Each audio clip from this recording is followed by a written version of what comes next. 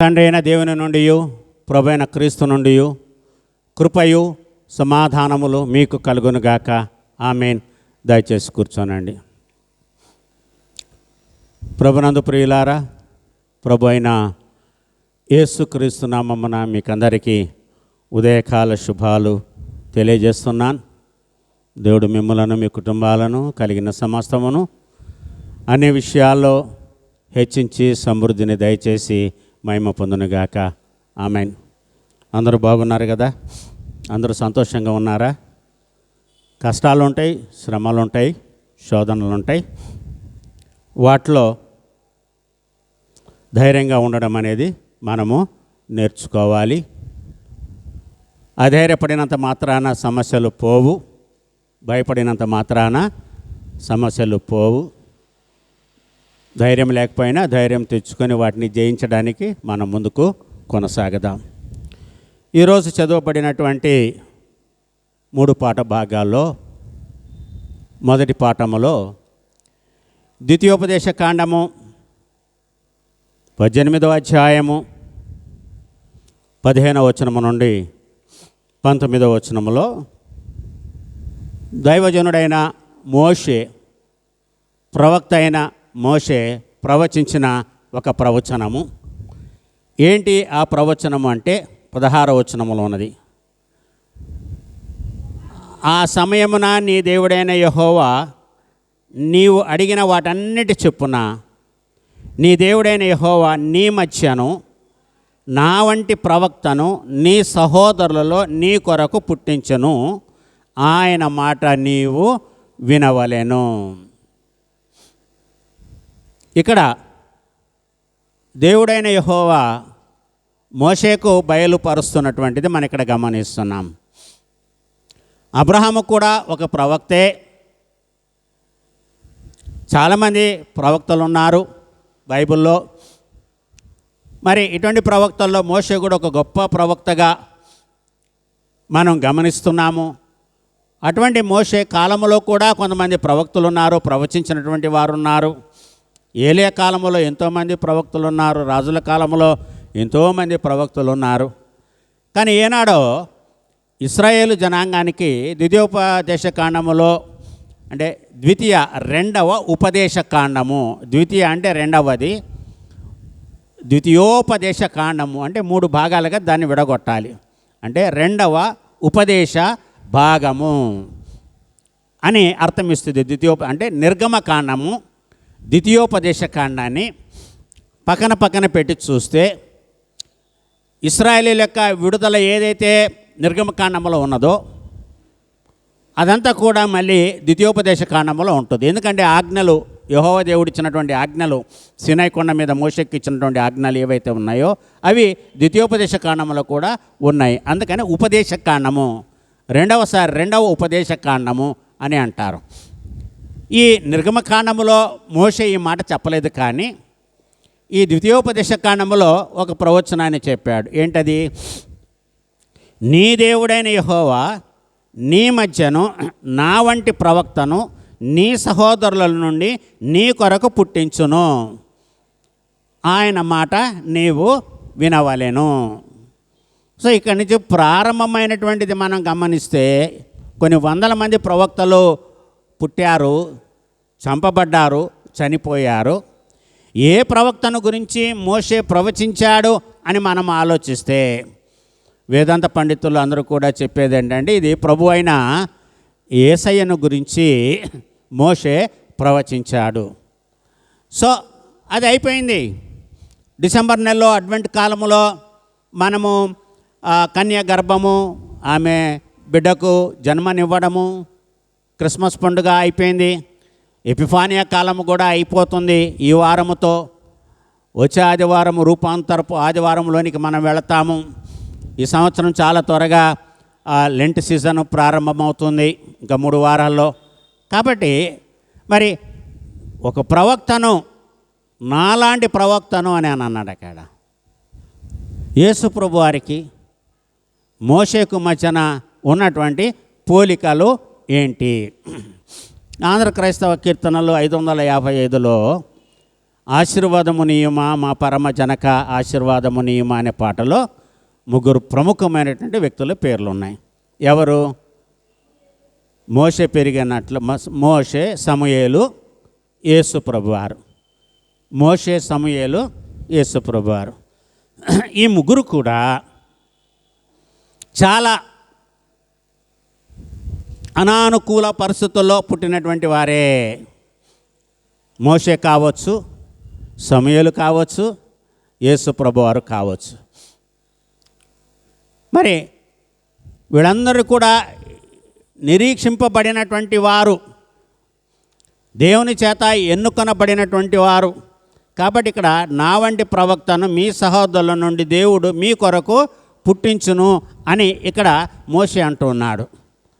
అందుకని నేను అనుకుంటాను, ఇప్పుడు నాకు జ్ఞాపకం వస్తుంది, ఆ రాత్రిపూట యేసయ్య కొండ మీద రూపాంతరము చెందినప్పుడు మోషే, ఏలియాలు ఆత్మస్వరూపులుగా ప్రభువైన యేసుక్రీస్తుకి కనబడి మాట్లాడారు. అది వచ్చే ఆదివారం ఆ వాక్యాన్ని మనము ధ్యానము చేసుకుంటాం.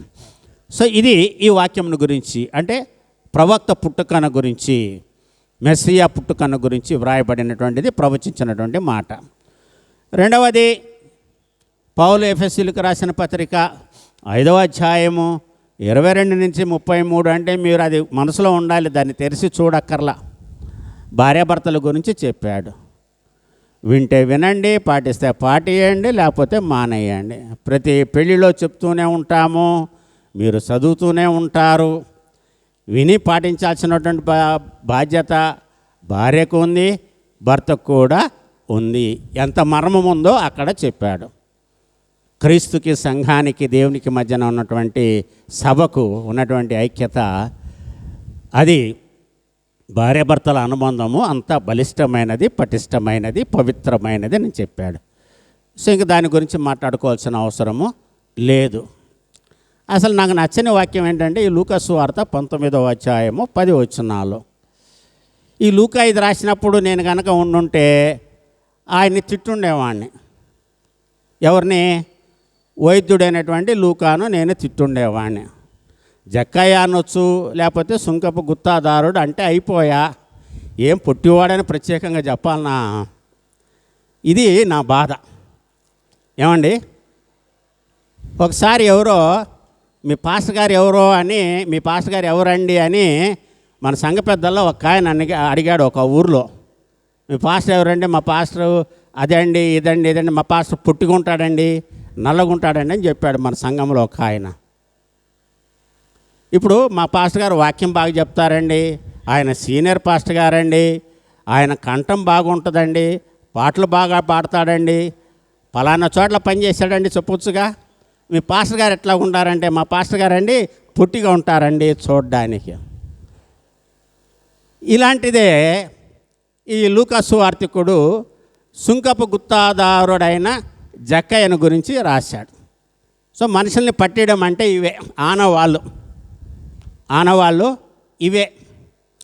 అలాంటి ఆనవాళ్ళే నా గురించి కూడా నా హైట్ని కించపరుస్తూ, మమ్మల్ని కించపరుస్తూ ఇక్కడ రాశారు.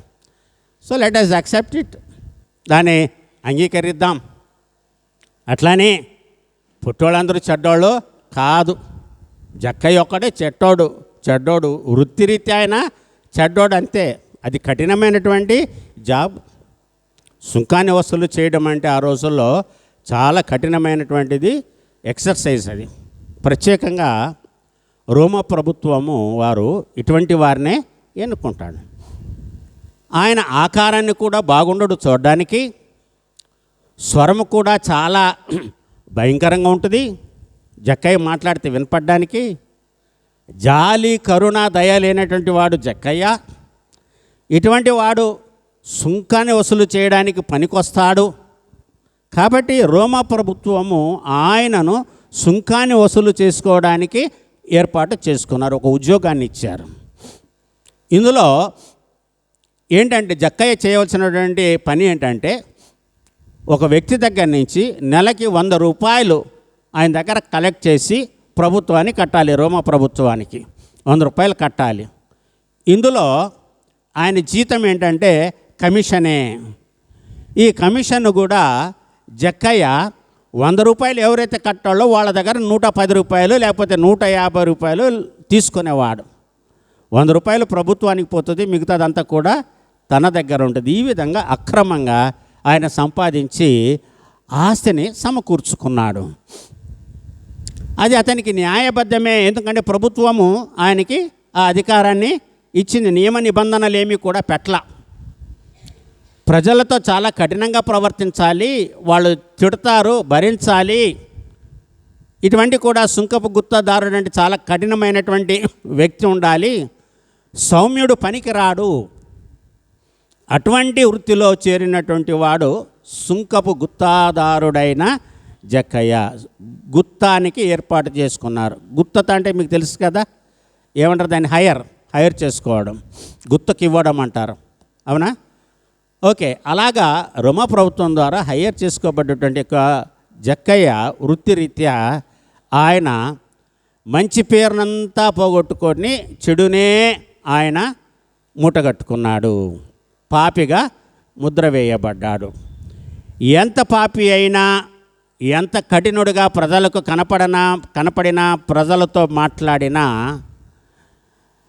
ఏదో ఒక సందర్భంలో ఎక్కడో ఆయన హృదయంలో ఒక గాయం అనేది ఉంది, ఒక బాధ అనేది ఉంది, ఒక నొప్పి అనేది ఉంది.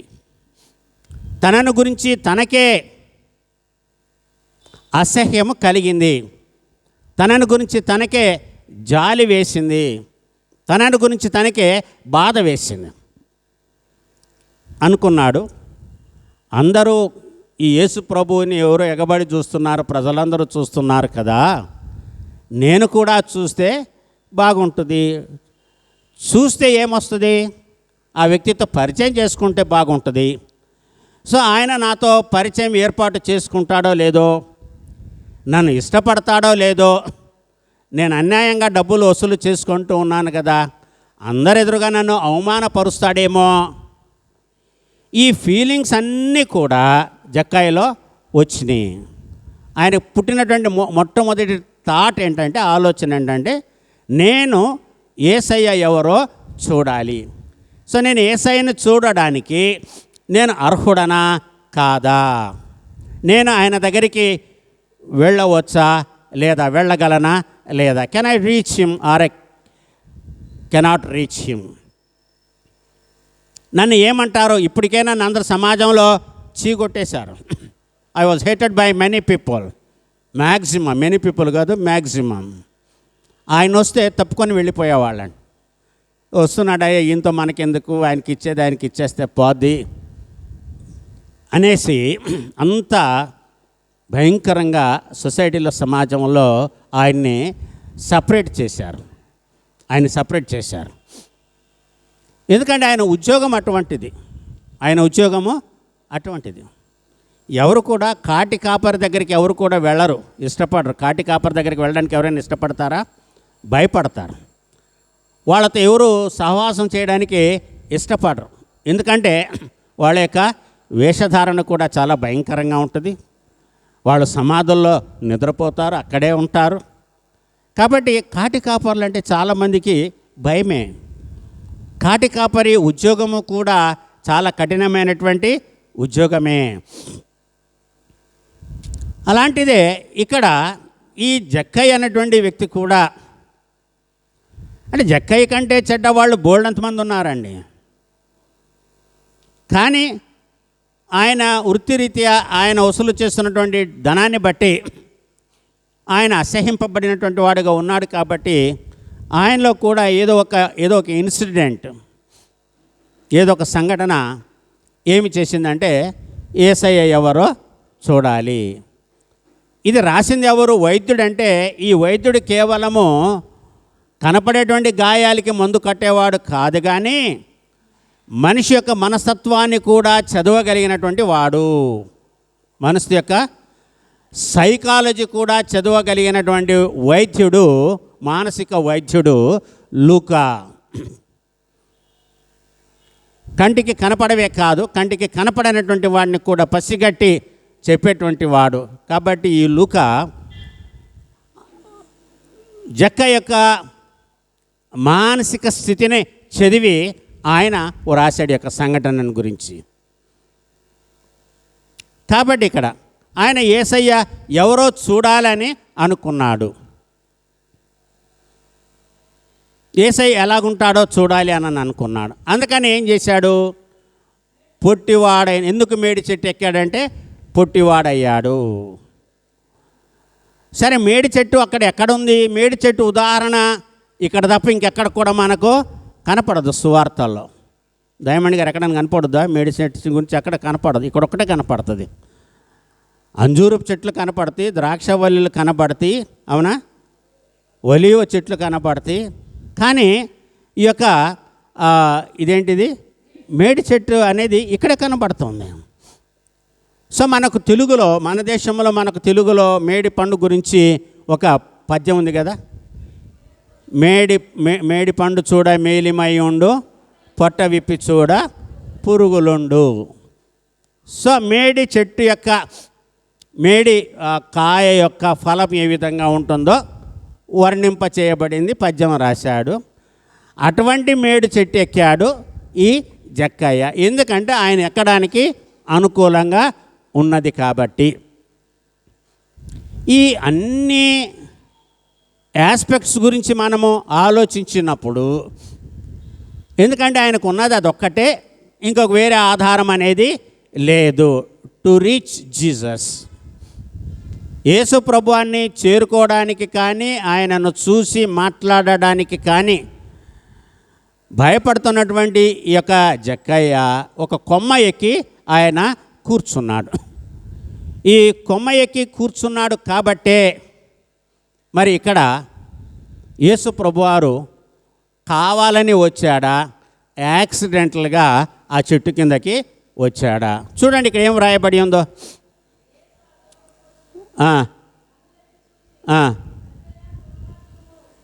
4వ వచనం చదువు. అప్పుడు యేసు ఆ త్రోవను రానయుండెను గనక అతడు ముందుగా పరుగెత్తి ఆయనను చూచుటకు ఒక మేడి చెట్టెక్కాను. అంటే అక్కడ చాలా మేడి చెట్లు ఉన్నాయి. ఒక్క మేడి చెట్టు ఎక్కాడు. సో ఒక మేడి చెట్టు ఉంది, ఒక అంజూరపు చెట్టు ఉంది, లేకపోతే ఒక ఒలీవ చెట్టు ఉంది, రాయలు అక్కడ ఒక మేడి చెట్టు అంటే మిగతా మేడి చెట్లు కూడా ఉండవచ్చు. సో ఒక మేడి చెట్టు ఎక్కి ఆయన కూర్చున్నాడు. లేకపోతే ఇతర చెట్లతో పాటు ఉన్నాయి, ఇది కూడా ఉన్నది కాబట్టి ఆ మార్గమున ఆయన రానై ఉన్నాడు. యేసయ్య వెళితే ఆ మార్గము గుండానే వెళ్ళాలి, అలాగే వెళ్ళాలి, ఇంకొక మార్గం ఆయనకి లేదు. సో ఖచ్చితంగా ఈయన ఈ మార్గం గుండానే వస్తాడు కాబట్టి నేను ఆయనను చూడవచ్చు అని అనుకున్నాడు. మీరు యోహాను సువార్త 2వ అధ్యాయము చూస్తే కానా వివాహము తర్వాత జరిగినటువంటి ఒక సన్నివేశములో యేసయ్య యొక్క ప్రయాణములో ఈయనేంటంటే 43వ వచనమును చూడండి. మొదటి అధ్యాయము 43వ వచనము నుండి. మరునాడు ఆయన గలిలయకు వెళ్ళగోరి ఫిలిప్పును కనుగొని నన్ను వెంబడించమని అతనితో చెప్పాను. ఫిలిప్పు బెత్సయిదా వాడు, అనగా ఆంద్రయ పేతురు అను వారి పట్టణపు కాపరస్తుడు. ఫిలిప్పు నతనయేలును కనుగొని ధర్మశాస్త్రములో మోషేయు ప్రవక్తలను ఎవరిని గూర్చి వ్రాసిరో ఆయనను కనుగొంటిమి, ఆయన యోసేపు కుమారుడైన నజరేయుడగు యేసు అని అతనితో చెప్పాను.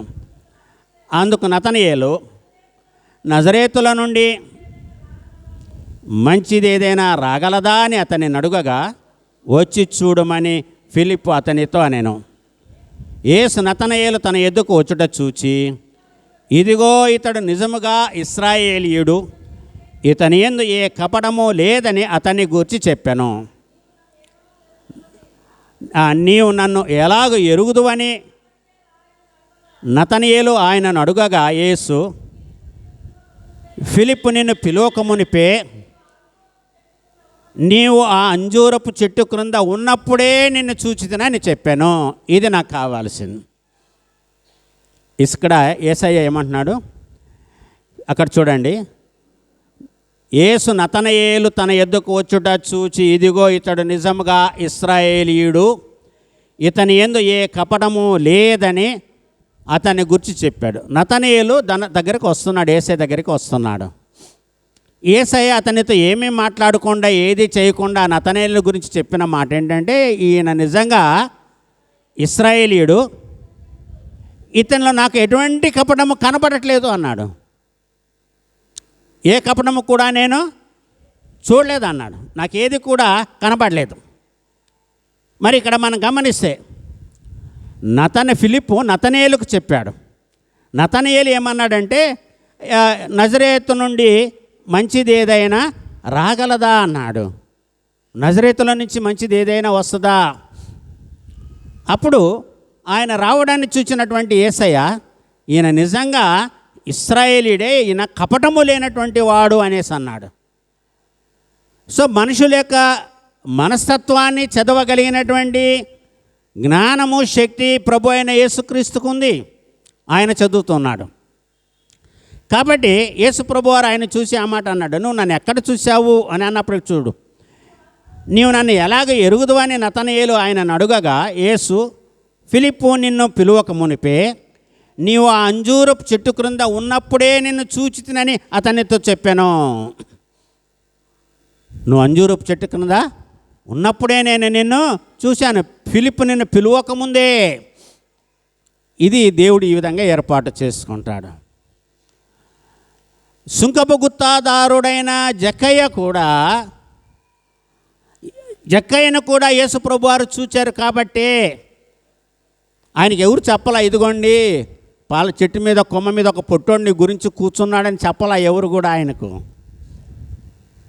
నతనయేలు గురించి ఎలాగ చెప్పాడో మనం గమనిస్తున్నాం కదా. అందుకని యేసు ప్రభువారు కనులు పైకెత్తి చూచి, జక్కయ్య త్వరగా దిగు, ఈరోజు నేను నీ ఇంట్లో ఉంటాను. గనురాలైన షునేమిరాలు పిలిచినట్లు జక్కయ్య యేసయ్యని ఇంటికి రమ్మని పిలవలేదు. యేసయ్యని జక్కయ్య ఇంటికి పిలిస్తే చాలా ఖర్చు పెట్టాలి. అసలే పిసినారోడు చూడాలనుకున్నాడు అంతే. యేసయ్యని ఇంటికి పిలవాలి అనుకోలేదు, మాట్లాడాలి అని ఆయన అనుకోలేదు. కానీ ఒక మర్మం ఏంటంటే, చూడాలి అని అనుకున్న దాంట్లోనే అన్నీ ఉన్నాయి. అర్థమైందా? చూడాలి అని అనుకున్న దాంట్లోనే మొదటి వచ్చేది చూడాలి అని అనుకునేది, రెండవది మాట్లాడాలి అని అనిపిస్తుంది, మూడవది మాట కలిస్తే పరిచయం ఏర్పడుతుంది, బంధాలు ఏర్పడతాయి. So the first step is that I want to see Jesus who he is. ఆయన ఎవరో నేను చూడాలి. ప్రభునందు ప్రియులారా, so that changes the life of a person. సృష్టిలో ఒక మంచిదాన్ని చూడాలి అని అనుకున్నప్పుడు మనలో చాలా మార్పులు అనేవి కలుగుతుంది. ఆ intention, a good intention will change a life. ఒక ఐడియా మీ జీవితాన్నే మార్చివేస్తుంది అండి. ఇట్స్ ఎ కొటేషన్ కదా. An idea will change your life. So ఈ ఐడియా అనేది ఎక్కడి నుంచి పుట్టాలి? హృదయంలో నుంచి రావాలి. ఒక తలంపు అనేది హృదయంలో పుడితే అది మన జీవితాలను మార్చివేస్తుంది. A good network. ఇంకొకటి ఉంటుంది, wherever you go our network will follow you. Wherever you go our network will follow you. ఏంటది? హచ్ కుక్క కదండి. ఓకే, యా, జోక్స్గానే ఉంటాయి, but it has a very deep meaning. ఈ కొటేషన్స్లో చాలా లోతైన అర్థాలు ఉన్నాయి. Wherever you go our network will follow you. So ఒక ఐడియా మీ జీవితాన్నే మార్చివేస్తుంది.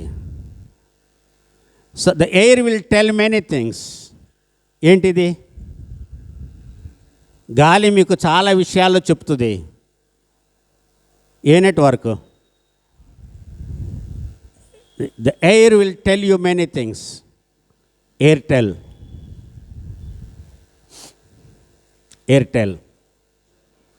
ఈ నేను కంపోజ్ చేసినవే. ఓకే, అవును. గాలి తూర్పు గాలి, పడమటి గాల, ఏ గాలి వస్తే వర్షం వస్తుంది, ఏ గాలి వడగాలి, ఏ గాలి ఏవో ఉంటాయి కదా, మీరు నవ్వుతారులే, అవి నేను చెప్పను. ఓకే, ఆ వేలో ఆ మార్గములో ఇక్కడ నతనేలను గురించి యేసుప్రభు వారు చూడకముందే, ఫిలిప్పు నిన్ను పిలవకముందే నువ్వు అంజూరపు చెట్టు కింద ఉన్నప్పుడే, అంజూరపు చెట్టు దేనికి సాదృశ్యము? ఫలింపని చెట్టుకి అంజూరపు చెట్టు సాదృశ్యము. ఆ అంజూరపు చెట్టు కింద ఈయన ఎందుకున్నాడు? ఫలింపని అంజూరపు చెట్టు కింద. ఈయన ఇశ్రాయేలీయుడు, ఈయనలో ఏ కపటము లేదని అన్నట్టు చూసారా? ఫలింపని అంజూరపు చెట్టుని మనం ధ్యానం చేసుకుంటాం. లెంట్ సీజన్లో పరిశుద్ధ వారంలోని మొదటి రోజున ధ్యానం చేసుకుంటాం. శపింపబడిన అంజూరపు చెట్టు. ఆ చెట్టు కింద నతనేలుని యేసయ్య చూశాడు. యేసయ్యకు తెలీదా ఒకానొక దినమున ఈ అంజూరపు చెట్టు శపింపబడుతుంది అని?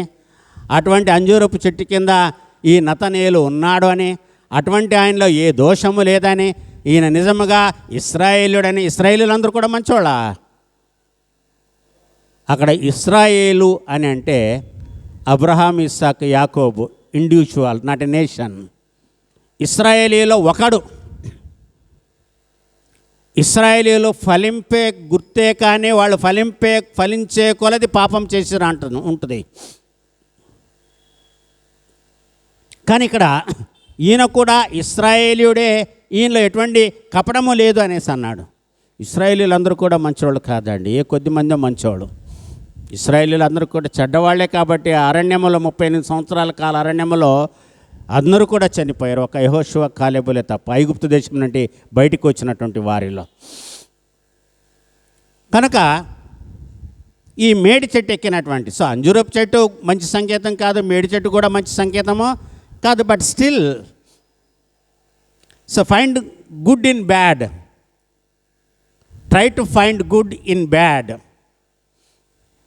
చెడులో మంచి చూడడానికి ప్రయత్నించండి. చెడులో మంచి చూడడం ఏంటి? మేడి చెట్టు ఎక్కాడు, మన మేడి చెట్టు గురించి ఆ పద్యం పాడుకుంటాము. అటువంటి చెట్టు ఎక్కి కూర్చున్నాడు ఈ జక్కయ్య. అక్కడికి యేసయ్య వచ్చి పైకి చూశాడు. You get down man, today I would like to stay in your house అని అన్నాడు. Which is a surprise. ఆయన కోరుకోవాలా, చూస్తే చాలనుకున్నాడు. ఈయన వచ్చి నా ఇంట్లో ఉండి నాకు బర్డన్ కదా, నాకు బాధ్యత కదా. ఈయన ఒక్కడే వస్తాడా? ఈయనతో పాటు శిష్యులు వస్తారు, ఆయనతో పాటు బోల్డ్ మంది జనులు వస్తారు. వీళ్ళందరికీ కూడా సపర్యలు నేను ఎక్కడ చేసేది? అమ్మో, ఇంతమంది వస్తారా అని మనం ఆలోచిస్తాం. How to avoid people. ఈ సైకాలజీలో యొక్క మనస్తత్వంలో కలిగేటువంటి యొక్క ఆలోచనలో ఏదో చూడాలి అనేటువంటి ఒక కోరిక పుట్టింది, కానీ అది తప్పు కోరిక కాదు. చూడాలనేటువంటి కోరిక తప్పు కాదు. ఇందులో మంచిది చెడుది అనేది రెండు ఉన్నాయి. వాటినే మనము ఏదైనా తోటలో మనము చూస్తాము, మంచిది చెడ్డుది. ఈ రెండింటి గురించి దేవుడైన యెహోవా ఆదాము హవ్వలకు ఆజ్ఞాపించాడు. కనులకు రమ్యమైనది అది. తర్వాత చూడండి,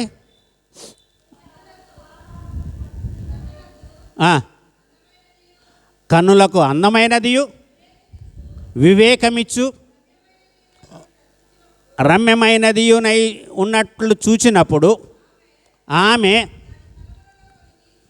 దాని ఫలములలో కొన్ని తీసుకొని, సరే అక్కడ ఆమె ఆ ఫలలో అంటే అట్రాక్షన్, ఇక్కడ టర్మ్స్ మారుతాయి. చూడాలి అనుకోవడం వేరు, ఆకర్షింపబడము వేరు. చూడాలి అనుకోవడం వేరు, మోహంలో పడడము కూడా వేరే. ఆమె మోహంలో పడింది ఆ పండులో.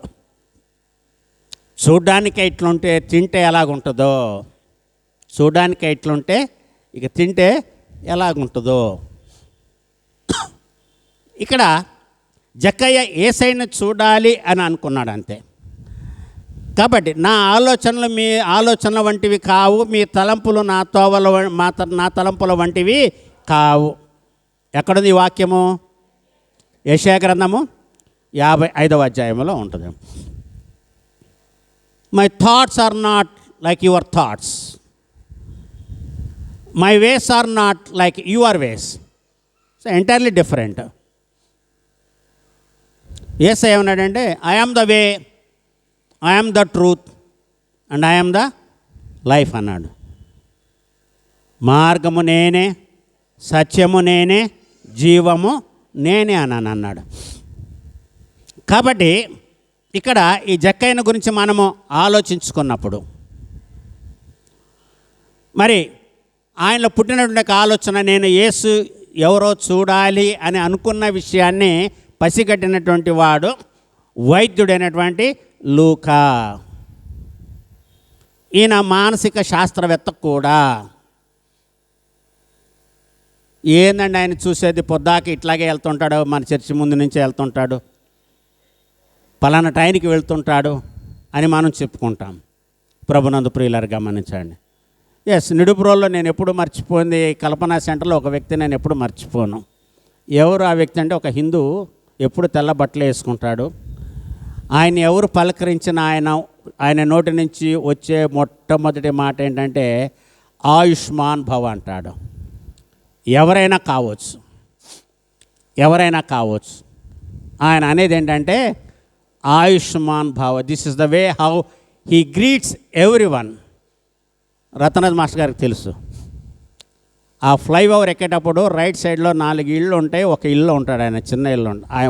అవన్నీ కూడా వాళ్ళవే, ఓల్డ్ మోడల్ ఇళ్ళు ఉంటాయి. ఆయన అనేది మొట్టమొదటి మాట ఏంటంటే ఆయుష్మాన్ భవ అంటాడండి. అంత మంచి మాట జీవితంలో ఇంకేది అక్కర్లేదండి. నిస్వార్థముతో హృదయపూర్వకంగా వచ్చేటువంటి మాట ఆయుష్మాన్ భవ. We have to learn. కొంతమందిని చూసి కొన్ని నేర్చుకోవాలి. అదే జక్కయ్య అనుకున్నాడు. ఐ హ్యావ్ టు, యేసయ్య ఎవరు చూడగోరి మేడు చెట్టెక్కి కూర్చున్నాడు. యేసయ్య ఆ చెట్టు కిందకు వచ్చి ఏం చేశాడు, కన్నులెత్తి చూచి, జక్కయ్య త్వరగా దిగిరమ్ము, నేడు నేను నీ ఇంట ఉండవలసి ఉన్నది. ఈమె యవతియో ఎటువంటిదో ఈయన ఎరిగి ఉంటే ఆమెను ఆయన ముట్టనిచ్చి ఉండేవాడు కాదన్నారు. వాళ్ళ ఇల్లు కాదు, వాళ్ళు పిలవలేదు, ఏమి చేయలేదు. ఆయన సీమోని ఇంటి వచ్చాడు, ఆయన పిలిచాడు. జ్వరబడి ఒక స్త్రీ వచ్చింది. అంతమంది మగవాళ్ళని నెట్టుకుంటూ ఒక స్త్రీ జ్వరబడింది. అది కూడా లెంట్ సీజన్లోనే మనం ధ్యానం చేసుకుంటాం. చూసారా, నీ ఇంట నేను ఉంటాను ఈరోజు, నువ్వు దిగిరా అని యేసయ్య వెళ్ళాడు ఆయన ఇంటికి. అక్కడ జరిగినటువంటి సంభాషణ అంటే మార్గంలో నడుచుకుంటూ వెళ్ళేటప్పుడు కలిగినటువంటి పరివర్తన. అంటే జక్కయ్య దిగి వచ్చిన వెంటనే యేసు ప్రభు వారు ఏం చేసి ఉంటారంటే ఆయన భుజం మీద చేయేసి ఆయన ఇంటికి వెళ్ళి ఉంటాడు అని నేను అనుకుంటూ ఉన్నాను. అంతేగా, మొన్న ఎమ్మెల్యే గారు వచ్చారు, శాలువలు కప్పారు, నేను కూడా కప్పా. నేను ఆయన కప్పానని ఆయన ఆనందపడాలా, నేను ఆనందపడాలా, లేకపోతే ఒక పాస్టర్ గారు నాకు శాలువ కప్పాడని ఆయన ఆనందపడాలా? ఆయనే ఆనందపడాలి.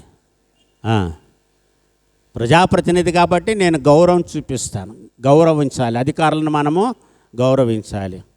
ఒక పాస్టర్ గారు సన్మానించారంటే అది వాళ్ళకి ఘనత, రాజులకి ఘనత. ప్రభునందు ప్రియులారా, సో జక్కయ్య దిగిరాగానే యేసు అంత తోడు నన్ను నా ఇంటికి వస్తానంటూ ఉన్నాడు. Is an uninvited guest.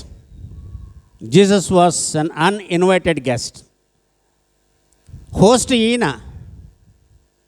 నా ఇంటికి ఏం వస్తావులే ప్రభువా నువ్వు, నేను చెడ్డోడిని, నేను మంచోడిని కాదు. ఒక ఆయన అన్నాడు ఈ మాటలు యేసయ్యతో వేరే రకంగా. ఒక శతాధిపతి అన్నాడు, నీవు నా ఇంటికి రావడానికి నేను అర్హుణ్ణి కాదు, యోగ్యుణ్ణి కాదు. నేను నా కింద కూడా చాలామంది పనులు ఉన్నారు. ఒకడు పొమ్మంటే వస్తాడు, ఒకడు రమ్మంటే వస్తాడు. ఆ మాత్రం చేత నువ్వు నా ఇంటికి రావడానికి నేను యోగ్యుణ్ణి కాదు, నువ్వు మాత్రము సెలవు చాలు. I one worth to receive in my house. ఎందుకంటే నా ఇల్లంతా కూడా పాపమే, అతిక్రమమే. సో నువ్వు అంత పరిశుద్ధుడివి, పవిత్రుడివి, నువ్వు నా ఇంటికి, అది ఆ అధికారంలో ఉన్నటువంటి తగ్గింపు. ప్రభునందు ప్రియులారా, అక్కడ కూడా యేసయ్య ఆయన్ని ప్రశంసించాడు. సో జక్కయ్య దిగరంగానే జక్కయ్య భుజం మీద చేతులు వేసి ఆయన చేయి పట్టుకొని నడిపించుకొని వెళ్ళి ఉంటాడు. అవునా? ఒకని ప్రవర్తన దేవునికి ప్రీతికరమైనప్పుడు దేవుడు వాని శత్రువులను సహా వానికి మిత్రులుగా చేస్తాడను.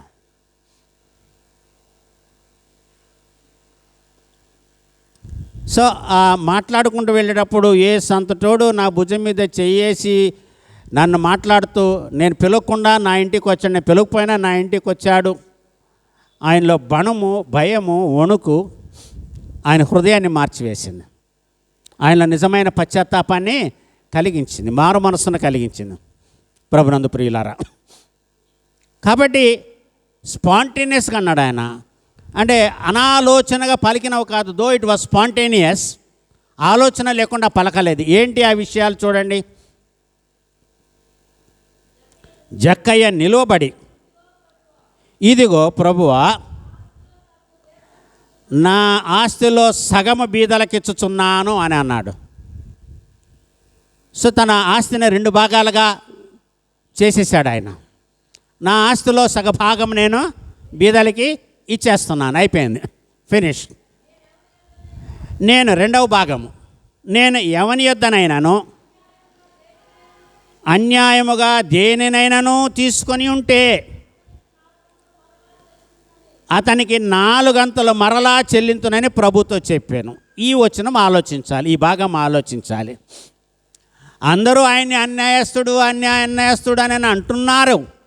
కానీ జక్కయ్య ఏమంటున్నాడంటే, ఒకవేళ నేను ఎవరి దగ్గరైనా అన్యాయంగా తీసుకొని ఉంటే, ఇది ఛాలెంజ్. ఇఫ్ క్లాస్, ఇఫ్ అన్నాడు అక్కడ. ఒకవేళ, ఇఫ్ క్లాస్, బట్ క్లాసులు ఉంటాయి. ఇవి చాలా పవర్ఫుల్ వర్డ్స్ ఇంగ్లీష్లో. ఒకవేళ నేను ఎవరి దగ్గరైనా అంటే నేను నీతిమంతుడని చెప్పుకుంటున్నాడు ఆయన అందరు ఎదురుగా. అందరూ నాకు ముద్ర వేశారు, నేను కఠినుణ్ణి, అందరి దగ్గర అన్యాయంగా నేను డబ్బు తీసుకుంటూ ఉన్నానని నాకు ముద్ర వేశారు ఇప్పటి వరకు. ఒకవేళ నేను ఎవరి దగ్గరైనా అన్యాయంగా తీసుకొని ఉంటే వాళ్ళకి ఎంత ఇస్తానన్నాడండి? 4 రెట్లు ఇస్తాను. మిగతా వాళ్ళ నోర్లన్నీ కూడా మూతబడిపోయాయి అక్కడ. They have no words to speak. ఎందుకంటే దానికి ముందు పైన ఉంటుంది చూడండి, ఒక మంచి మాట ఉంటుంది. అందరు అది చూచి ఈయన పాపి అయిన మనుషుని యొద్దకు బస చేయ వెళ్ళనని చాలా సణుక్కున్నారు. సో జక్కయ్య యొక్క మనస్సు కేవలము యేసయ్యకే తెలుసు. హృదయ రహస్యములు ఎరిగినటువంటి వాడు, హృదయ అంతరంగములను ఎరిగినటువంటి వాడు. So don't judge any one just simply. అందుకనే ఉంటుంది కదా, don't judge a book by its cover. Beautiful quotation.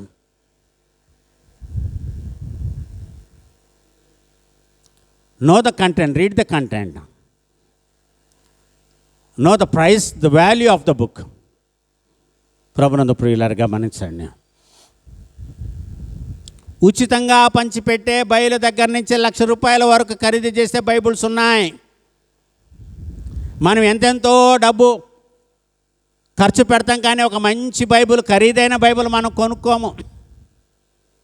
Korea print Bible మనం కొనుక్కోము. గోల్డెన్ ఎడ్జ్ బైబిల్ని మనం కొనుక్కోము. సిల్వర్ ఎడ్జ్ బైబిల్ని మనం కొనుక్కోము. ఖరీదండి, మా దగ్గర అంతా లేవు. ఎవరైనా ఉచితంగా ఇస్తే మనకు అలవాటు అయిపోయింది క్రిస్టియన్స్కి. ఎందుకంటే ఉచితంగా బైబిల్ ఇచ్చి అలవాటు చేశారు కదా. అప్పుడు అవసరమైంది ఇచ్చారు. ఇప్పుడు మనం కొనుక్కోగలిగినటువంటి స్తోమత ఉంది, మనం కొనుక్కోవాలి. But still we don't by. హైదరాబాద్లో బ్యాప్టిస్ట్ చర్చ్ పాస్టర్ గారు జి శామ్యూయల్ గారు ప్రతి సంవత్సరం కొత్త బైబిల్ కొనుక్కుంటాడంట ఆయన. ప్రతి సంవత్సరం కొత్త బైబిల్. ఎందుకనంటే నా పాత బైబిల్లో నేను ఏ సంవత్సరం ఆ సంవత్సరం అండర్లైన్ చేసి ఉంటాను. 2వ సంవత్సరం మళ్ళీ నేను ఆ పాతది వాడకుండా ఉండాలంటే, కొత్తది మళ్ళీ నేను చదవాలి అనంటే నా కొత్త బైబిల్ కావాలి. ఆ చర్చ్ స్టార్ట్ చేసిన దగ్గర నుంచి ఇప్పటి వరకు ఆయనే ఫస్ట్ పాస్టర్. ఆయనకి ట్రాన్స్ఫరు లేదు. ఆయన చనిపోయే వరకు ఆయన పాస్టర్ అంట. ఆయనకి అసిస్టెంట్గా ఆయన కొడుకు కూడా ఉన్నాడు, ఇంకా 3 పాస్టర్లు ఉన్నారు, కానీ మెయిన్ పాస్టర్ ఆయనే. జి సామ్యుయల్ గారు. ఆయన ప్రసంగాలు వినండి, బాగుంటాయి. నేను హైదరాబాద్లో ఉన్నప్పుడు ఒకసారి చర్చ్ యానివర్సరీకి ఆయన నేను పిలిపించాను. అంతమంది స్టేజ్లో ఆయన నేను ఒకటి అడిగాను. ఏం అడిగానంటే, పాస్టర్ గారు నాకు మీది ఒక కోటు కావాలి, మీ టై కావాలి అన్నాను, నేను మీ ప్యాంటు కావాలి అన్నాను. ఆయన ప్యాంటు నాకు పట్టదు, ఆయన కోటు నాకు పట్టదు, అంతలా ఉంటాడు ఆయన. అందరూ ఆశ్చర్యపడ్డారు, ఏంటి పాస్టర్ గారి దగ్గర లేవా ఇంత చీప్గా, ఇంతమంది ఎదురుగా ఆయన కోట్ అడుగుతున్నాడు, ఆయన ప్యాంట్ అడుగుతున్నాడు, ఆయన టై అడుగుతున్నాడు అని. ఇంటికి రాయిస్తానన్నాడు. వెళ్ళి తెచ్చుకున్నాను, తర్వాత తెచ్చుకొని ఇంట్లో పెట్టుకున్నాను నేను. ఆయన ఒకటి ప్యాంటు, ఒక టై, ఒక కోటు టై ఉంది కానీ ఇప్పుడు కోటు ప్యాంటు లేదు నా దగ్గర. ఎందుకు అడిగి ఉంటాను? అవి కొంతమందికే అర్థమవుతుంది. ఎందుకు సమర్పణ ఏమీ లేనుడుగా ఆయన దగ్గర నుంచి అవి అడిగాడు. ఆయనలో నేను చూసినది, చర్చి స్థాపించిన దగ్గర నుంచి ఒకే పాస్టర్ ఉండడం అనేది చాలా గొప్ప విషయం. అది మళ్ళీ ఆయన సొంత చర్చి కాదు, just he was an appointed pastor there. మన కోపం వస్తే 6 నెలలకు మారుస్తాం, కోపం వస్తే 3 నెలలకు మారుస్తాం, నచ్చితే ఎన్ని సంవత్సరాలైనా ఉంచుకుంటాం. కానీ ఆయన ఉన్నాడు, ఎవరు కిమిక్కుమనరు. ఆయనలో ఏది పట్టలేరు. ఆయనలో ఎటువంటి కపటాన్ని ఎవరు కూడా ఇంతవరకు చూడలా. వాళ్ళు అంటారంట, నువ్వు ఏ దేశానికైనా వెళ్ళు, ఆదివారం పొద్దున్న గుళ్ళో ఉండాలి అంటారంట. So his message is such a powerful message. ప్రభునందు ప్రియులారా, ఆయనలో ఏ కపటం లేదు కాబట్టే people still they admire him. ఇక్కడ జక్కయ్య ఇస్తున్నటువంటి యొక్క స్టేట్మెంట్ని బట్టి ఆయన చెప్పిన మాట, ఇదిగో ప్రభువా, నా ఆస్తిలో సగము బీదలకిచ్చుచున్నాను. నేను ఎవని యొద్దనైనాను అన్యాయముగా దేనినైనాను తీసుకొనిన పక్షమున అతనికి 4 గంతులు మరలా చెల్లించునని ప్రభుతో చెప్పాడు. అంటే చెల్లిస్తే ఇంకా బాకీ పడి ఉంటాడు. అట్లా చెల్లిస్తూ పోతే నిజంగా ఆయన అన్యాయంగా ఎవరి దగ్గరైనా తీసుకొని ఉంటే ఈయనే బాకీ పడతాడు. అవునా? ఆయన సర్వీస్లో వచ్చిన దగ్గర నుంచి ఎప్పటి వరకు అన్యాయంగా తీసుకొని ఉంటే ఈయనే బాకీ ఉంటాడు. సగం పేదలకు పెట్టి 1కి 4 గంటలు ఇస్తే ఏం అమ్ముకుంటే ఆయన వాళ్ళ యొక్క రుణాన్ని తీర్చగలడు? It says that honesty is there. ఆయనలో ఆనెస్టీని తెలుగులో ఏమంటారండి? నిజాయితీ ఆయనలో ఉంది కాబట్టి ఆ మాట అన్నాడు. నేను అన్యాయంగా ఎవరి దగ్గరైనా తీసుకుంటే 4 రెట్లు ఇస్తానంటే, ముందేమో సణుక్కున్నారు. ఈయనంటే పాపల దగ్గరికి వెళ్ళి వాళ్ళ ఇంట్లో ఉంటాను అంటాడేంటి? వాళ్ళ అన్యాయస్తులు, జక్కయ్య కాదు. సో దేవుడు ఎవరిని ఎప్పుడు దర్శిస్తాడు? How God encounters people. How God encounters people. So be always with good intention. Then you will see God. Then you will see good. మన ఆలోచనలు మంచివైనప్పుడు, మన తలంపులు మంచివైనప్పుడు అన్నీ మంచి ఎదురవుతాయి. ఇఫ్ యు ఫీల్ బ్యాడ్, అదే జరుగుతుంది. సో అదే ఇక్కడ జక్కయ్య జీవితంలో జరిగింది. అక్కడ నతనేలుని గురించి, నువ్వు ఎక్కడో అంజూరపు చెట్టు కింద ఉన్నప్పుడే నేను చూసి తిని ఈయన ఇశ్రాయేలీయులు ఇటువంటి వాడు లేడు అని చెప్పాడు యేసు ప్రభు వారు. ఇక్కడేమో జక్కయ్యని గురించి అంటున్నాడు, ఈయన అబ్రహాము కుమారుడే. ఎందుకనగా ఇతడును అబ్రహాము కుమారుడు కనుక, ఈయన అబ్రహాము కుమారుడు కనుక అన్నాడు. అంటే సో అబ్రహామునికి లింక్ చేశాడు జక్కయ్యని తీసుకువెళ్ళి. అబ్రహాము ఏంటి? ఎవరు అబ్రహాము? విశ్వాసులకు తండ్రి. నిరీక్షణకు ఆధారము లేనప్పుడు ఆయన దేవుణ్ణి నమ్మాడు కాబట్టి అది అతనికి నీతిగా ఎంచబడింది. సో జక్కయ్య కూడా ఆధారము లేదు, నిరీక్షణకు ఆధారము లేదు, అప్పుడు ఆయన నమ్మాడు. సో తన యథార్థతను బయట పెట్టుకునేటువంటి అవకాశం వచ్చింది. దేవుని ఎదుట, మనుషుల ఎదుట కాదు. మనం ఏదైనా దేవుని ఎదుటనే ఒప్పుకోవాలి, మనుషుల ఎదుట కాదు. ఆయన అందరి ఎదుట అక్కడ ఉన్నాడు, దేవుని కుమారుడు ఉన్నాడు, ఆయన వెంబడించిన వాళ్ళందరూ కూడా ఉన్నాడు. దాన్ని మించినటువంటి ప్లాట్ఫామ్ ఆయనకి దొరకలేదు. ప్రతి ఒక్కరికి లైఫ్లో ఒక ప్లాట్ఫామ్ అనేది దొరుకుతుందండి, ఒక వేదిక అనేది దొరుకుతుంది. టు ప్రూవ్ అవర్ సెల్ఫ్, నన్ను నేను రుజువుపరచుకోవడానికి, మిమ్మల్ని మీరు రుజువుపరచుకోవడానికి దేవుడు ప్రతి ఒక్కరికి ఒక వేదికని ఇస్తాడు. సో దేవుడు నాకు ఇచ్చిన వేదిక ఇది. Though I'm short, you can see me. ప్రభునందు ప్రియులారా, ఆ రోజు సౌలును చూచినప్పుడు అందరిలో ఎత్తరిగా కనపడ్డాడు. భుజాలు చాలా విశాలంగా పెద్దగా ఉన్నాయి, చాలా ఎత్తుగా ఉన్నాడు సౌలు. తన తండ్రి గాడిదలు తప్పిపోయినా నేను వెతకడానికి వెళ్ళినప్పుడు ఆయన అక్కడ సమూయేలు ఉన్నాడని సమూయేలు దగ్గరికి వెళ్ళేటప్పుడు జనాలందరిలో నిలబడినప్పుడు సమూయేలుకి దేవుడు చెప్తాడు, this is the man whom I have chosen as a king for my people అని అన్నాడు. ఏంటి దేవుడు ఆ రోజున సౌల్లో చూసింది ఏంటి? ఎత్తు చూశాడా, ఏమి చూశాడు? వాజ్ డిస్క్రైబ్డ్, వర్ణన అనేది ఇవ్వబడింది. సో ప్రతి ఒక్కరి గురించి ఒక వర్ణన అనేది, ఒక డిస్క్రిప్షన్ అనేది ఉంటుంది. సో మీకు ఇవ్వబడినటువంటి డిస్క్రిప్షన్లో రాయమంటారు వాళ్ళు, డిస్క్రైబ్ యువర్ సెల్ఫ్, డిస్క్రిప్షన్ అనేది ఉంటుంది. చూడండి, అక్కడ ఇశ్రాయేలీలో అంతటి సౌందర్యవంతుడు ఇంకొకడు లేడంట. అతడు భుజములు మొదలుకొని పైకి ఇతరుల కంటే ఎత్తు గలవాడు. అది డిస్క్రిప్షన్. ఈయన పుట్టివాడు, ఈయన డిస్క్రిప్షన్ జక్కయ్యను గురించి.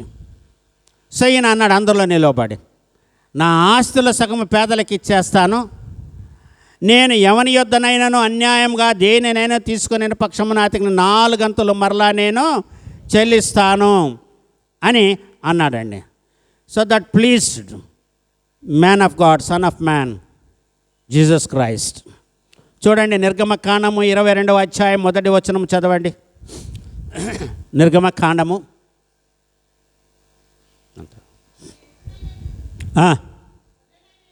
ఒకని ఎద్దునైనాను గొర్రెనైనాను దొంగిలించి చంపినను, ఆ ఎద్దుకు ప్రతిగా 5 ఎద్దులను, ఆ గొర్రెకు ప్రతిగా 4 గొర్రెలు ఇవ్వాలి. 5కి 5 ఎద్దులు, గొర్రెకు 4 గొర్రెలు ఇవ్వాలి అంట. ఇది ఆ ధర్మశాస్త్రాన్ని తీసుకున్నాడు ఇక్కడ జక్కయ్య. నేను ఎవరి దగ్గరైనా అన్యాయంగా తీసుకుంటే, నేను దొంగతనం చేసి ఉంటే, వాళ్ళని ఏడిపించుంటే 4 రెట్లు ఇచ్చేస్తాను నేను. గొర్రెకు 4 గొర్రెల్లాగా 100కు 400 కలిపి మొత్తం 500 ఇచ్చేస్తాను నేను అన్నాడు. So very strong man. చాలా స్ట్రాంగ్ డిసిషన్ ఇది లైఫ్లో. అంతేనండి, చాలా బలమైనటువంటి నిర్ణయం ఇది. ఇచ్చేస్తాను నేను. మరి అక్కడ ఉన్న వాళ్ళందరూ కూడా వాళ్ళకి ఆశ్చర్యం కలిగి ఉండాలి, వాళ్ళ సిగ్గుపడి ఉండాలి. వామ్మో, ఈయన జక్కయ్యనా, ఈయన జక్కయ్యనా, అననీయ సప్యరాల లాంటి వాడు కాదు, వాళ్ళ మనస్తత్వం లాంటి మనస్తత్వము కాదు జక్కయ్యది. తర్వాత చూడండి, సమూయేలు రాసిన 2వ గ్రంథము 12వ అధ్యాయము 6వ వచనం. సమూయేలు రాసిన 2వ గ్రంథము 12వ అధ్యాయము 6వ వచనం. ఒకరు,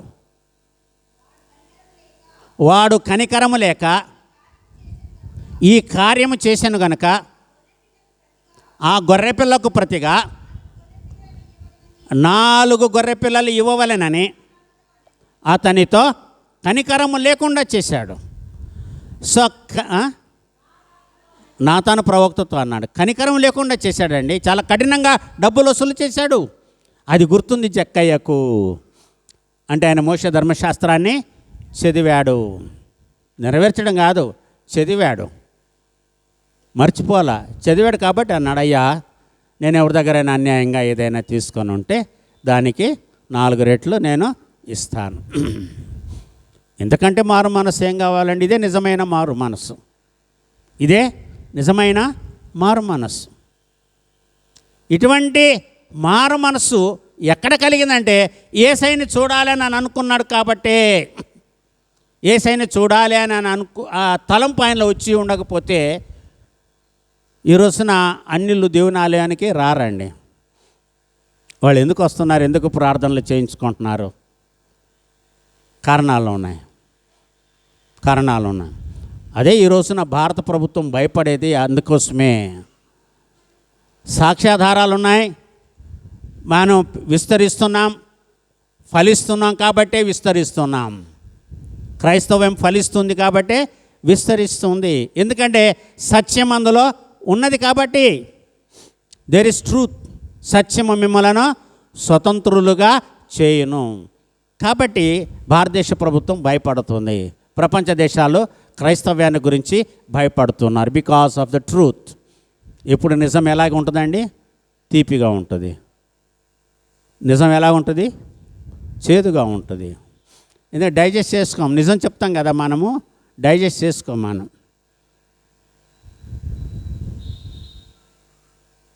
కనుక ఆ ధర్మశాస్త్రాన్ని కోట్ చేస్తూ ఎద్దుకు 5 ఎద్దులు, గొర్రెకు 4 గొర్రెలు నేను ఇచ్చేస్తానని అన్నప్పుడు అక్కడ ఆయన దగ్గర ఏం మిగిలి ఉంటుంది? ఇంకా జక్కయ్య దగ్గర సగం ఆస్తి అమ్మేశాడు.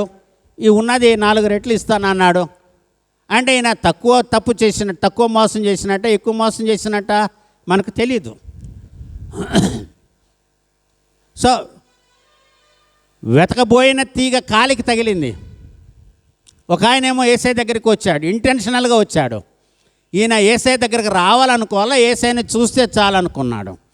ఒక ఆయన యేసయ్య దగ్గరికి కావాలని వచ్చాడు. అందరూ చూస్తుండగా మోకాళ్ళుడాడు, ప్రార్థన చేశాడు.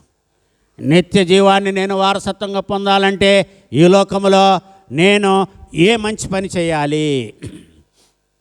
చాలా గర్వంగా చెప్పుకున్నాడు. వేషధారణ ఎక్కడుంది? ఎక్కడ రాయబడింది ఈ విషయం గురించి?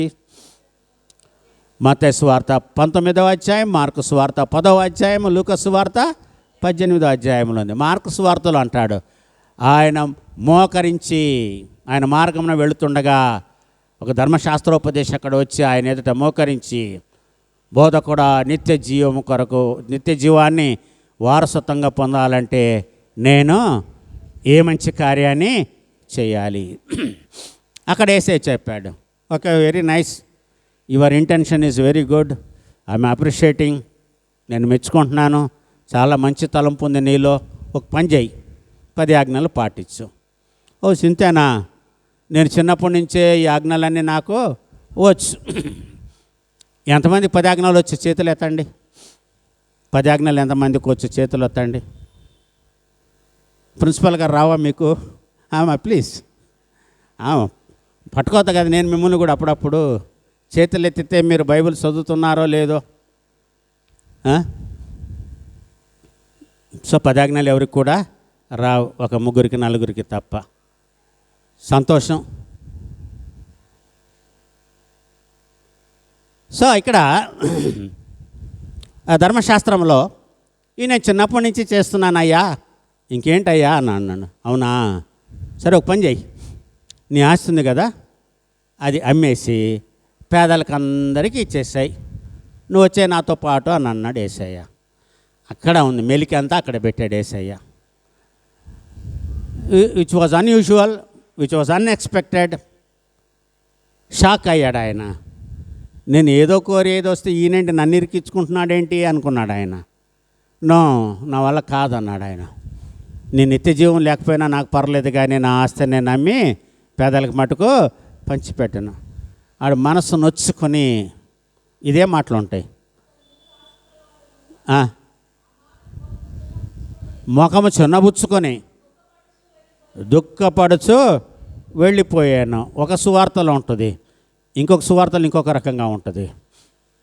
నొచ్చుకున్నాడంట, మొహం చిన్నబుచ్చుకొని ఏలాడ తీసుకొని వెళ్ళిపోయాడంట. నేను అడిగింది ఏంటి, ఈయన చెప్పేదేంటి? నేను అడిగింది నాకు ఇవ్వాలి కానీ ఏదో చేయమంటాడేంటి? సో మనకు దేవుని యొక్క ఆశీర్వాదాలు కావాలి కానీ ఆజ్ఞలు మనకు అక్కర్లా. ఆశీర్వాదాలు కావాలి మనకు, ఆజ్ఞలు అక్కర్లేదు. కనపడే మరి ఇవన్నీ జరుగుతాయి మనకి. సో కాబట్టి ప్రభునందు ప్రియులారా, ఇక్కడ జక్కయ్య చెప్పినటువంటి ఒక మాటకు యేసు ప్రభువారు అన్నమాట, ఇతడును అబ్రహాము కుమారుడు గనుక నేడు ఈ ఇంటికి రక్షణ వచ్చింది. నేను అందుకే వచ్చాను, నశించిన దానిని వెదకి రక్షించడానికి నేను వచ్చాను. సో నా టార్గెట్ కంప్లీట్ అయింది. ఇక్కడ ఈ ఇంట్లో నా టార్గెట్ అయిపోయింది. ఈ నశించిపోయినటువంటి ఒక ఆత్మను నేను రక్షించాను. సో అందరూ హ్యాపీ, కొంతమంది తప్ప. జక్కయ్య మారడం చాలామందికి ఇష్టం లేదు, సొసైటీ యాక్సెప్ట్ చేయదు. ప్రభునందు ప్రియులారా, అందుకని అన్నాడు ఈమె యువతియో ఎటువంటిదో అని అన్నాడు. కానీ ఒక స్త్రీని యాక్సెప్ట్ చేశారండి, రిసీవ్ చేసుకున్నారు ఆ ఊరోళ్ళు. ఎవరోళ్ళు? సమరయ స్త్రీని.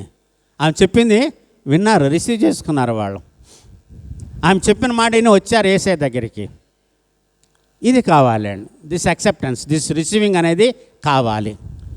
ఎప్పుడు ఇది జరుగుతుందో అప్పుడు మన జీవితాలు బాగుంటాయి, మనం బాగుంటాము. ఇది దేవుడు కోరుకునేది, ఇది ఎస్టాబ్లిష్ చేయాలనుకుంటున్నాడు దేవుడు. అందుకనే మోషే చెప్పినటువంటి ప్రవక్త వచ్చి దానిని ఈ లోకములో ఆయన నెరవేర్చాడు. So God has fulfilled. అందుకనే క్రీస్తుకి సంఘానికి మధ్యన ఉన్నటువంటి అనుబంధం ఎటువంటిదో అపోస్తలుడైన పౌలు ఎఫెసీయులకు రాసిన పత్రిక 5వ అధ్యాయం 22 నుంచి 33వ వచనములు అన్నాడు. ఈ మర్మము గొప్పది. ఏంటి ఆ మర్మము? చూడండి. అయితే నేను క్రీస్తును గూర్చియు సంఘమును గూర్చియు చెప్పుచున్నాను. క్రీస్తుని గురించి, సంఘమును గురించి నేను చెప్పుచున్నాను. సంఘము వధు సంఘముగా, ఎత్తబడేటువంటి సంఘముగా సంఘము ఉండాలి. దానికి బాధ్యత సండే స్కూల్ బిడ్డల దగ్గర నుంచి వృద్ధుల వరకు అందరి పాత్ర ఉంటుంది.